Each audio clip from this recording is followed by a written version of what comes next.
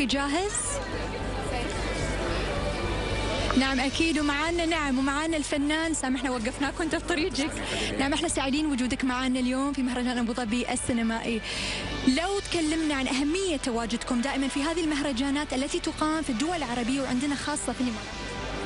طبعا أهمية المهرجانات باستمراريتها وأنه تكون تظاهرة بتجمع السينما العالمية من الدول العربية ومن كل دول العالم، لأنه السينما دائما هي انعكاس لحضارة الشعوب، الثقافة ترتقي بالثقافة العامة، فشيء طبيعي أنه المهرجان يكون مستمر أكثر من أنه ينعمل مرة أو تنسين.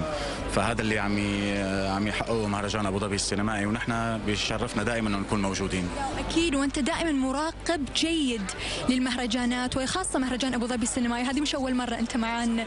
فشو الاختلاف مبدئيا الحين من خلال الأجندة الموجودة، الأفلام المختارة، شو الجديد شو المختلف؟ أنا بالنسبة لي هي أول مرة عادة بكون ضيف في المهرجان، هي أول مرة أنا بلجنة تحكيم آفاق جديدة، فبالنسبة لي طبعا راح تكون تجربة غنية، كونه فيها ناس كتير صناع بمجال السينما، يعني هي حالة بالضبط ثقافي فني. صحيح صحيح في كل سنة. صحيح. يعني باسل الخطيب، يعني احنا سعيدين جدا وجودك معنا، وان شاء الله دائما يعني نشوفك في اعمال جديده ان شاء الله اي في. هلا حاليا يعني لسه ما صار لي زمان خالص تصوير بمسلسل الأخوة، يعني مسلسل رائع يخليكي كلك ذوق، يعني في ان شاء الله بعد شهر او اثنين ان شاء الله راح ابتدي شيء جديد ان شاء الله. نتمنى لك التوفيق دائما، نتمنى لك امسيه طيبه الليله. شكرا جزيلا لك.